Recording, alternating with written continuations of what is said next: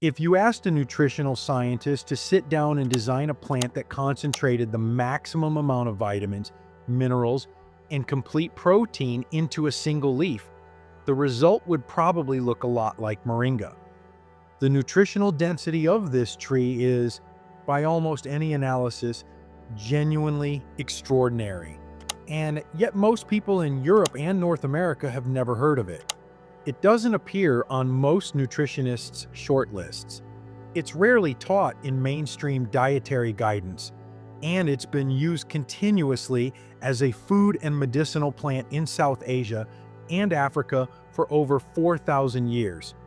Today we're going to look at what Moringa actually contains, what the science says, carefully and honestly about those properties, and how to incorporate it practically into your daily diet. No miracle claims, just a clear look at a plant that deserves far more attention than it gets. Moringa oleifera is native to the foothills of the Himalayas in northwestern India and has been cultivated across South Asia for at least 4,000 years. In Ayurvedic medicine, one of the world's oldest continuously practiced medical systems, Moringa is listed as a treatment or support for an enormous range of conditions. The plant has more Ayurvedic applications attributed to it than almost any other single species, which reflects how deeply embedded it is in traditional healing knowledge. From South Asia, Moringa spread early to Africa through trade routes and colonial-era botanical gardens. It found a particularly important role in communities facing food insecurity. In Ethiopia, Senegal, Tanzania, and Malawi, Moringa has been used by NGOs and local health programs to address malnutrition in children because its leaves are dense in the specific nutrients most commonly deficient in these contexts: iron, vitamin A, and protein. The tree itself is remarkably practical from an agricultural standpoint. It grows fast, reaching several meters in its first year, and thrives in poor, dry soil, where many other food plants struggle. It tolerates drought. Every part of it is usable: the leaves as food and animal feed, the seeds for water purification, the seed oil for cosmetics and cooking, and the roots and bark in traditional medicine. This combination of extreme nutritional density, fast growth, drought tolerance, and versatility is why researchers working on food security have increasingly turned their attention to Moringa. The plant is being studied and promoted as a potential tool for addressing malnutrition in regions where conventional agricultural solutions have fallen short. Let's look at what the nutritional analysis actually shows. And let's be precise about what those numbers mean. A 100-gram serving of fresh Moringa leaves contains roughly 9 grams of protein, around 47 milligrams of vitamin C, significant vitamin A as beta-carotene, iron, calcium, magnesium, and a range of B vitamins including B6 and riboflavin. You'll often see dramatic comparisons circulated online. Moringa has 7 times more vitamin C than oranges, 4 times more calcium than milk, and so on.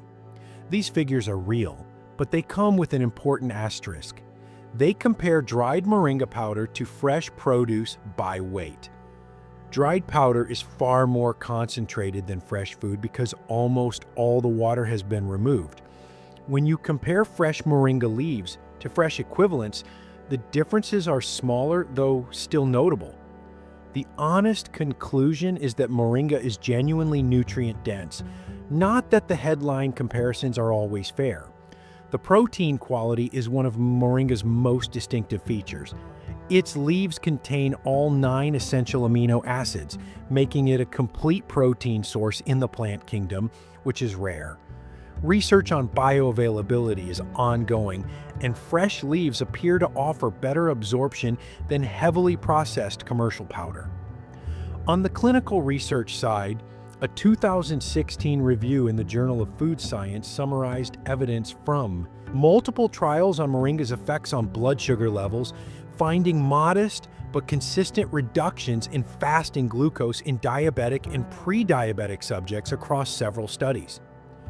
The authors noted that most trials were small and that larger, more rigorous research was needed, which is still true today. That's the honest state of the science. Promising, early stage, and worth watching, most people in Western countries first encounter Moringa as a powder, sold in health food stores as a bright green supplement, sometimes in capsule form, sometimes as a loose powder. It's worth understanding both what that form contains and how it differs from the fresh plant. Moringa powder is produced by drying the leaves and grinding them. The drying process, particularly when done at high temperatures, significantly reduces levels of heat-sensitive vitamins like vitamin C and certain B vitamins. The powder retains concentrated minerals and is stable for long periods, but it is not nutritionally identical to fresh leaves. Some manufacturers now specify low-temperature drying, which preserves more of the heat-sensitive compounds. If you live in a warm climate, USDA hardiness zones 9 through 12, or equivalent subtropical and tropical zones elsewhere, Moringa can be grown at home relatively easily.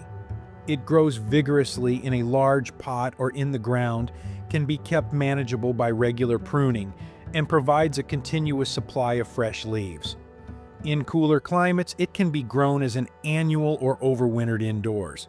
When buying Moringa powder, look for products that specify organic certification, a country of origin with established quality standards, and ideally a third-party nutritional analysis. The supplement market is poorly regulated in many countries, and the quality difference between Moringa products is significant. A few reputable brands consistently source from certified farms in India, Ghana, or the Philippines, and provide transparent lab testing. Fresh Moringa leaves taste mild and slightly peppery. Closer to watercress than spinach, they can be added to soups and curries in the last 2 minutes of cooking to preserve their nutrients. They work well stirred into lentil dishes like dal, blended into green chutneys, or eaten raw in salads in small quantities, where their flavor acts as a peppery accent rather than the main ingredient. Moringa powder is most commonly added to smoothies. Start with half a teaspoon as the flavor is earthy and assertive. It can be stirred into yogurt or oatmeal in the morning, mixed into salad dressings, or incorporated into flatbread or pancake batter. Some people mix it with warm water, lemon, and honey as a simple morning drink that delivers a broad spectrum of micronutrients in one go. Moringa tea is perhaps the easiest entry point.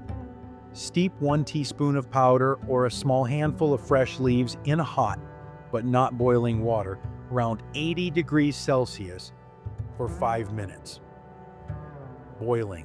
Water can destroy some of the more delicate compounds. Add honey and lemon. The flavor is mild, green, and pleasant. A useful daily ritual for anyone looking to increase their micronutrient intake with minimal effort. Moringa is not a cure-all. No single plant ever is. Good nutrition is built from variety, consistency, and balance, not from any individual superfood. But as one component of a plant-rich diet, it is difficult to find something that packs more genuine nutritional breadth into a single leaf. It's been known and valued in South Asia and Africa for thousands of years. The rest of the world is slowly catching up.